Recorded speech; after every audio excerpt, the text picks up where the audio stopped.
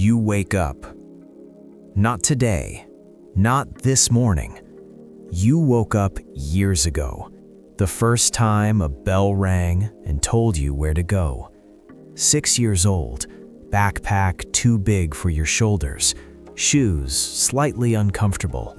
Adults smiling reassuringly, telling you this place will prepare you for the world. But no one tells you what the world actually is. They tell you school will help you think, but the first thing you learn is when to sit down. Rows of desks, identical chairs, everyone facing the same direction, one authority at the front. Time divided into segments by bells that interrupt thought before it can deepen. Look carefully. This is not just education. This is architecture for obedience. You were told when to speak, when to raise your hand, when to go to the bathroom, when to stop thinking and move to the next subject. Your first lesson is not mathematics. Your first lesson is compliance. And it feels normal because everyone around you accepts it. This is how systems become invisible. The philosopher Friedrich Nietzsche once wrote words that are repeated endlessly. What does not kill me makes me stronger.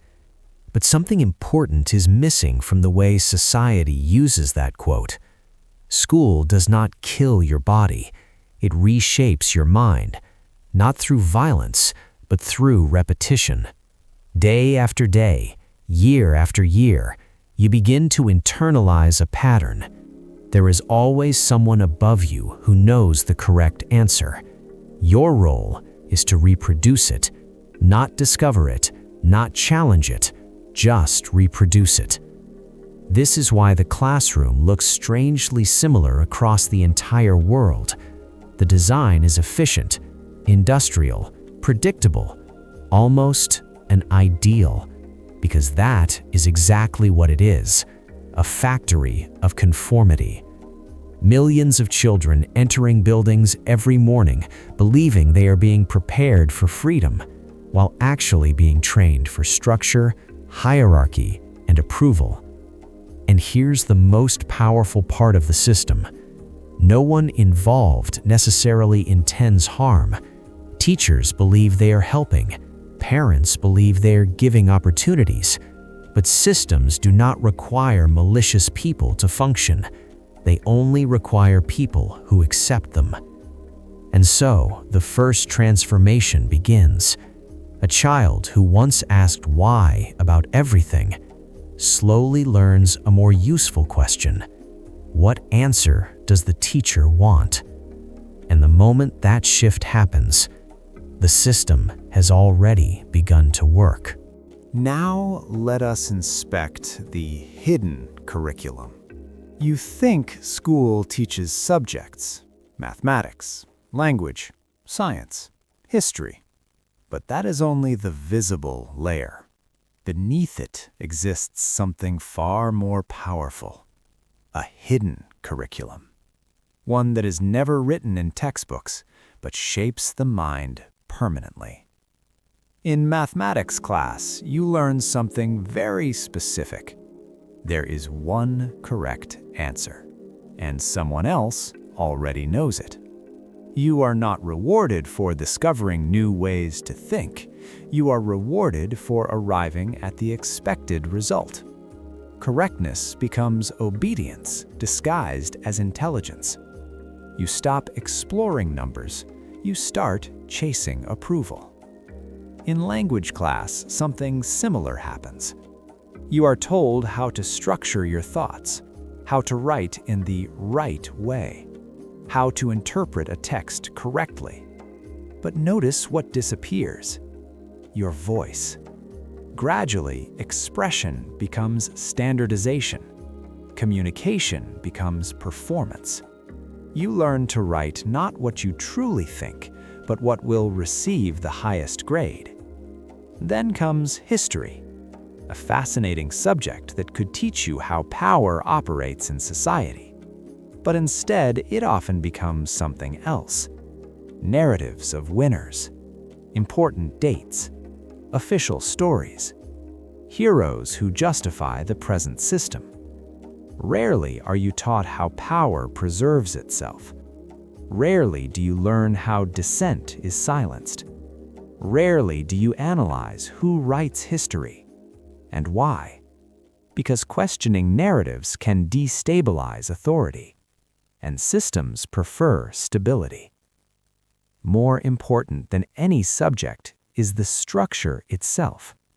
The teacher holds knowledge. You receive it. Authority flows downward, not sideways, not upward, downward. The philosopher Arthur Schopenhauer once observed that truth passes through stages: ridicule, opposition, and eventual acceptance. But there is a problem. The school system often prevents the first stage entirely. Students rarely reach the point where questioning authority becomes normal, because questioning authority is interpreted as disruption, and disruption is inefficient. But the most powerful lesson being taught is competition, grades, rankings, top of the class, student of the month. From the outside, it looks harmless, but psychologically, something profound is happening. You begin to compare your worth to others. You learn that validation comes from outside. You learn that recognition is scarce. You learn that success means outperforming your peers. Collaboration slowly becomes secondary. And by the time you are a teenager, you no longer notice the conditioning. You simply call it life. And have you ever thought about the birth of the metric mind? There is a moment in every student's life when something invisible shifts. It happens quietly. A sheet of paper is returned, and on it, a number, your first grade. At that moment, learning changes forever. Before grades, children learn for curiosity, for discovery, for the sheer excitement of understanding something new. But after grades appear, knowledge becomes currency, and the transaction begins. Good grades mean approval. Teachers smile. Parents praise you. You feel valued. Bad grades mean disappointment, silence at the dinner table, concerned looks, subtle shame. And so the brain adapts. Learning is no longer about understanding. It becomes about performance. You begin to ask a different question. What do I need to do to get the highest mark? Not, what is actually interesting here? And this transformation is incredibly important because the mindset created by grades never disappears. It simply evolves. Grades become salaries. Rankings become promotions. Report cards become performance reviews. But the logic remains identical. External validation defines your worth. This is how the metric mind is born. A mind trained to measure itself through numbers created by institutions. And once that mindset takes root, it becomes extremely difficult to escape. Because humans adapt to reward systems. The system doesn't need to force obedience. It simply needs to reward it. Slowly, students begin to fear mistakes, fear asking unusual questions, fear giving wrong answers, fear falling behind. Fear becomes the engine of productivity. Children begin carrying anxiety long before adulthood begins. And this anxiety feels normal because everyone around them shares it. The language of school begins to resemble something else: performance, targets, achievement, goals, evaluation. Words that sound strangely familiar later in life because they are the vocabulary of corporate environments. School is not only transmitting knowledge, it is training a psychological operating system. one optimized for productivity, predictability, and compliance. The most obedient student is often mistaken for the most intelligent, not because they are the same, but because the system measures obedience more easily than creativity. And so an entire generation grows up believing that success equals conformity, without realizing that the rules of the game were written long before they entered the classroom. Then there is the ever-evident slow death of creativity. Watch a small child long enough and you will see it. They experiment constantly. They invent stories. They imagine impossible worlds. They ask questions adults sometimes cannot answer. In many ways, children are natural philosophers. But then school begins shaping that energy. Not violently, but systematically. A drawing assignment. A boy colors his father blue. The teacher corrects him. People are not blue. A girl writes a story about animals speaking. The response, try to be more realistic. Another student asks why they need to memorize multiplication tables instead of exploring patterns. The class becomes impatient. The teacher asks them to stop interrupting. Each moment seems small, insignificant, but together they form something powerful, a pattern of correction, a pattern that says, think like everyone else. Over time, imagination becomes inconvenient. Originality becomes risky. Standing out becomes uncomfortable. The system prefers predictability, standardized assignments, templates, multiple-choice exams, predefined answers. All of these tools make evaluation easier, but they also shrink thinking. Complex questions become simplified into A, B, C, or D. Reality becomes something you select from, rather than something you explore. And slowly, creativity is relocated, not eliminated, just relocated. It is placed into a small compartment called art class, a safe space where imagination is allowed, but not taken seriously. Meanwhile, the subjects considered important are those tied to productivity and measurable outcomes. This is not accidental. Societies often prioritize efficiency over depth, and systems that depend on large populations functioning smoothly prefer predictable thinkers. This idea was deeply explored by Dietrich Bonhoeffer, who warned that stupidity is more dangerous than malice because it spreads through social structures, not through evil intentions, but through normalization. When people stop questioning systems, systems grow stronger. And here lies the tragedy. Many teachers see this happening. Many educators feel the frustration, but they are also constrained by the same system. Curriculum deadlines, standardized tests, administrative pressure, metrics. And so, even the most passionate teachers often become reluctant participants in a structure they did not design. A system that slowly transforms curious children into efficient adults. Adults who can follow procedures, but struggle to imagine alternatives. The myth of meritocracy.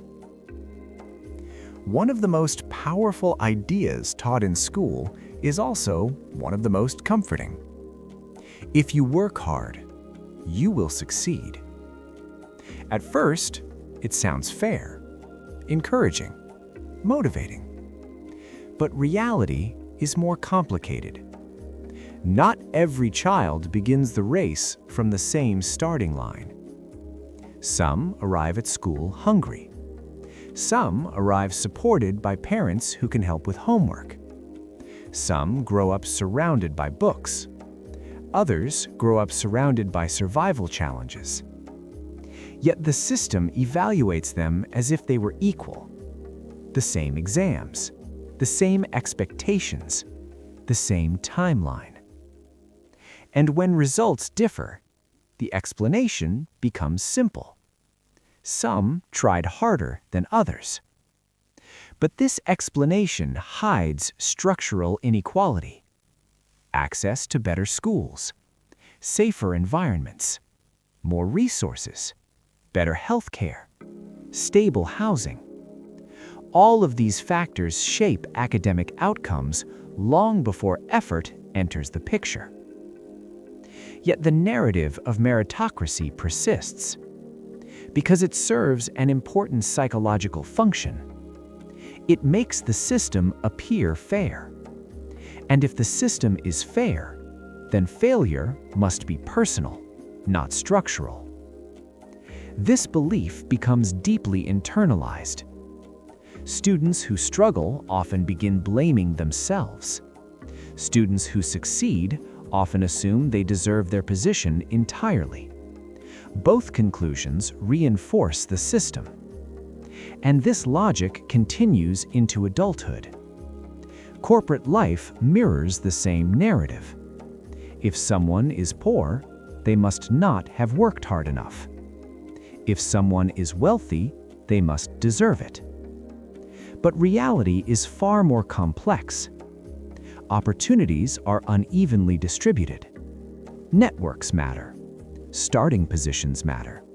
Access matters. The illusion of meritocracy creates something even more powerful than obedience. It creates self-policing. People begin enforcing the system on themselves. They work harder, blame themselves more, question the structure less. And when rare individuals overcome enormous barriers and succeed, they are presented as proof the system works. But expectations do not prove fairness. They highlight how rare such outcomes actually are. Yet the narrative persists. Because systems survive not only through control, but through belief. Let us conclude with the corporate continuation, shall we? And then, one day, school ends. Graduation, applause, diplomas, celebration. It feels like freedom, but something strange happens. The structure does not disappear. It simply changes names. The desk becomes an office desk. The bell becomes a work schedule. The teacher becomes a manager. Grades become performance reviews. Attendance sheets become time tracking systems. Uniforms become dress codes. Recess becomes a coffee break. The architecture of control remains almost identical. But by this point, you no longer notice it because you were trained for it. For 12 years, your mind adapted to hierarchy, evaluation, deadlines, and external approval. Corporate life is not a shock. It is a continuation, a perfectly designed transition. You already know how to behave. Wait for instructions, meet expectations, compete for recognition, avoid mistakes, seek validation from authority figures, and most importantly, measure your worth through external metrics: salary, title, promotion, status, just like grades. And so, decades pass. People wake up early, commute, work long hours, return home exhausted, repeat, week after week, year after year, until retirement becomes the promised escape. But something unsettling often happens then. Many people realize they spent their lives preparing to live without ever truly choosing how. This is what Arthur Schopenhauer meant when he said life oscillates between boredom and suffering. Systems optimized for productivity can create both simultaneously.